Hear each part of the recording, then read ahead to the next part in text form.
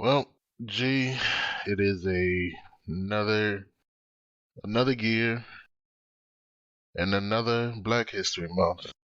Brothers and sisters still don't get the respect they deserve. I mean, do you think we will in this lifetime? The way that they'll make you make us all look at it. Oh, we're trying to help. They're not. They're not.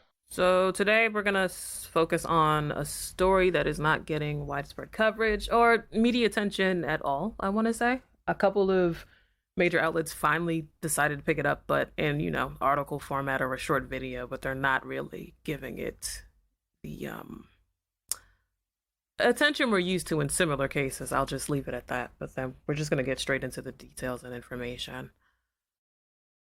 Peter Bernardo Spencer, born and raised in Kingston, Jamaica, who migrated here to the US as a teenager. He was 29, living in Pittsburgh, Pennsylvania. So with this story, he was invited by a coworker, like on a hunting, camping trip, basically to go up to rural Venango County in Emlenton, Pennsylvania, which is like northwestish, like out there, like clearly away from Pittsburgh. He was invited on Saturday, December 11th, 2021. Note what date we're on today. It's literally February 1st, but we'll get into the extra details later. His pregnant fiancée, Carmela King, dropped him off around 2 p.m.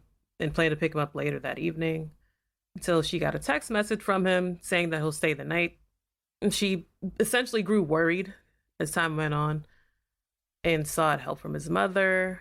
They tried to contact him throughout the night, but she never received a response, verbal or text. She even reached out to said coworker via social media. In addition to his former white coworker, there were 2 other men and a woman at the home, according to police reports.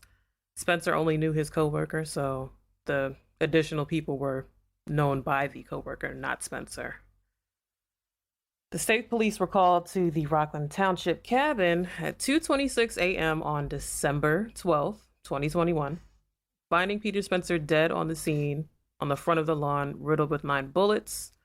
And we're just going to get into the details as far as the location. According to the first autopsy, it's 2 shots in his rear, 6 in his torso, and 1 in his neck. Items also found on the scene were multiple firearms, ballistic evidence, and controlled substances. The former coworker, who is 25, and the other 3 people were detained and questioned. The suspected former coworker confessed to being the shooter and claimed self-defense. They were later released after consultation with the Venango County DA's office, that's district attorney. The former coworker disabled his social media account since the incident, but they have not released his name or any of the other names that were involved in this situation. So as of this recording, the investigation is still underway. Investigators have completed the initial autopsy on December 14th, but they're awaiting the results of toxicology and lab results, which usually take 4 or 6 weeks, maybe even more. It just depends on the situation and the load. At this point, the people at the cabin during Spencer's time of death have not been identified by the police. No arrests have been made. No charges have been filed. The case is being investigated as a homicide.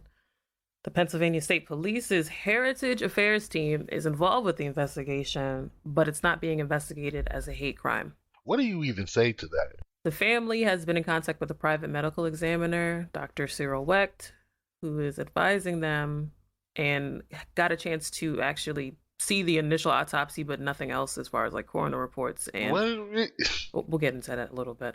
After his initial findings, he was able to basically deduce that bullets entered Spencer's body from behind after studying the autopsy, stating it kind of looked like someone who got hunted down, which is absolutely horrifying. That's a quote from him. Paul Jubas is the civil rights attorney who's working with the family. He posted the autopsy photos to Instagram per the family's request. So if you would like to see those are available on his Instagram page. The state trooper's office is not providing the family with any information regarding the incident, and they've been turned away several times after trying to attempt to gain insight on the case.